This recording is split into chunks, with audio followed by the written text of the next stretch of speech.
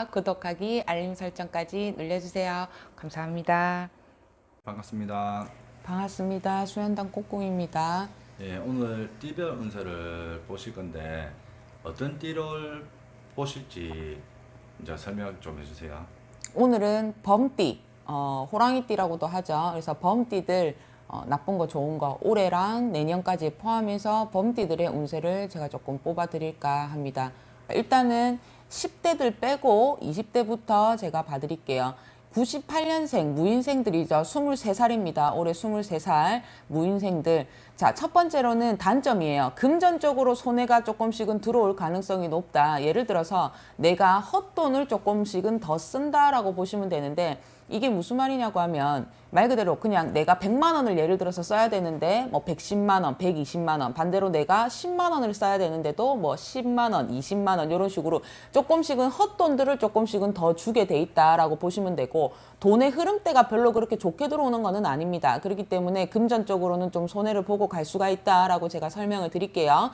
자, 그 다음에는 새롭게 시작을 하고 가는 부분에서는 좀 신중하게 생각을 해라. 우리가 23살 같으면 아직까지는 사회에 나온 지 얼마 안 됐기 때문에 많은 생각들을 하고 또 도전들도 많이 하지만, 내가 기존에 준비를 꼼꼼하게 했던 부분이 있다 하더라도 무턱대고 시작을 하는 것보다는 조금 더 신중하게 생각을 하고 그 흐름대에 맞춰서 움직여라 라는 거거든요. 그래서 23살들, 그래서 웬만하면 새롭게 시작하는 부분을 생각을 좀 신중하게 많이 하고 가셔라 라는 거. 그 다음에 제일 좋게 들어오는 장점은 인연줄이 새롭게 들어온다. 이게 뭐냐면 내가 짝사랑하는 사람이 있다든지, 반대로 내가 호감이 가거나 좋아하는 사람, 관심이 있는 사람하고 연인관계로 발전이 된다든지, 반대로 뭐 남자들은 여자, 여자들은 남자, 그리고 또 똑같은 여자는 여자, 남자는 남자, 이런 식으로 사람들한테서의 도움을 받을 수 있게끔 인연줄 자체가 조금씩은 좋게 들어온다라고 보시면 돼요. 그래서 장점과 단점이 조금 나뉘기 때문에 잘 참고를 하셔라 라는 거. 자, 그 다음에는 35살, 86년생 병인생들입니다. 35살.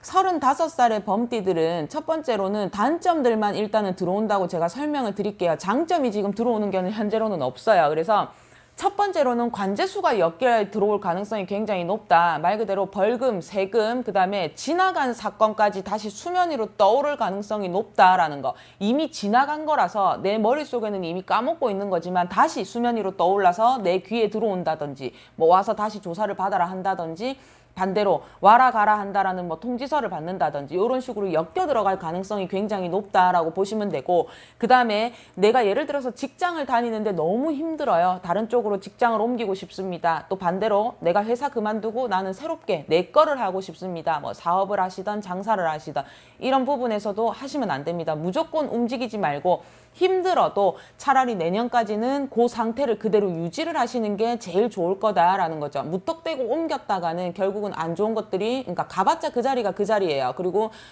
좋은 게 별로 많이 붙어 들어오는 거는 없기 때문에 조금은 조심하셔서 움직이셔라 라는 거. 현재 장점으로 따라붙는 거는 아무것도 없습니다. 그래서 35살의 범띠들은 조금 조심하셔야 되는 시기다라고 보시면 돼요.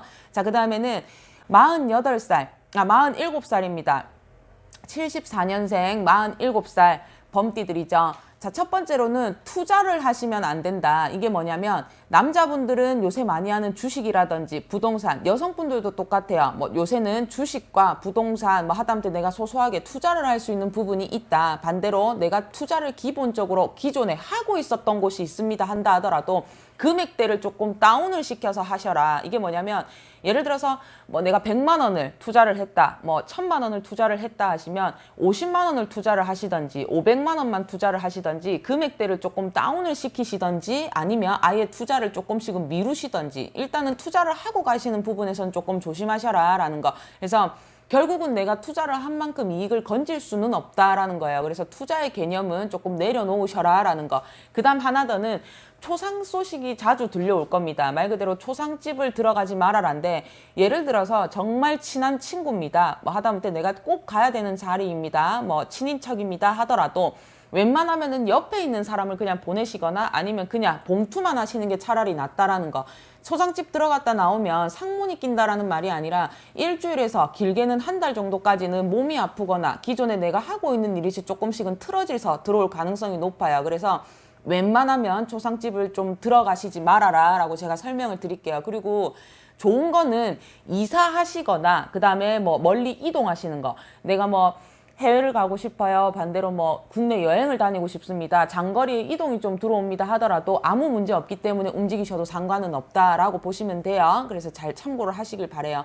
그 다음에 59살의 범띠들, 62년생이죠.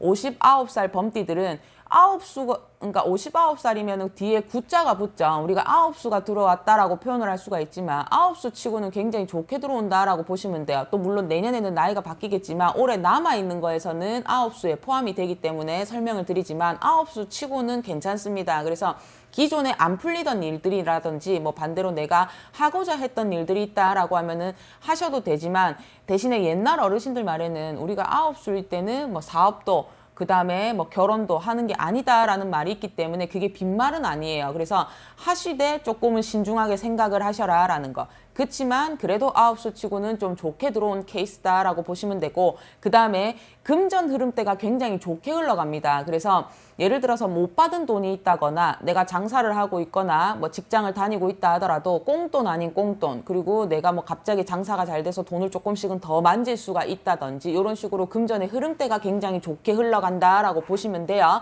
대신에 단점은 도난이나 분실, 반대로 내 거를 뺏긴다라고 보시면 되는데, 예를 들어서 내가 무슨 좋은 아이디어를 하나 들고 있다. 그러면 이 아이디어를 누군가한테 그냥 장난 반 진담 반으로 얘기를 했을 뿐인데 그거를 그 사람이 가지고 간다든지, 그래서 내 거를 뺏긴다든지, 반대로 뭐 지갑, 뭐 핸드폰 이런 식으로 내 거를, 소지품을 조금씩은 도난이나 분실, 잃어버릴 가능성이 있다라는 거. 그래서 단점, 장점 잘 구분하셔가지고 움직이셔라라는 거.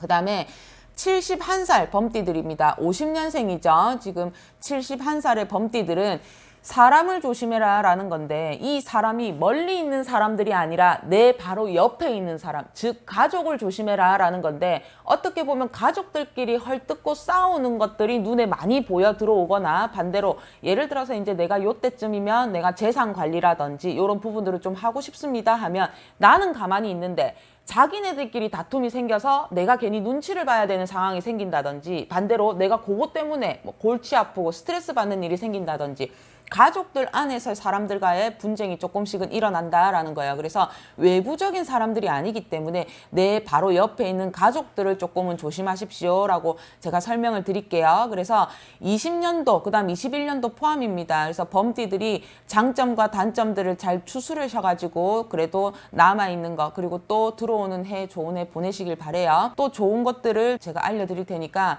어쨌거나 좀 구독과 좋아요와 알림 설정까지 많이 눌러주세요. 고맙습니다.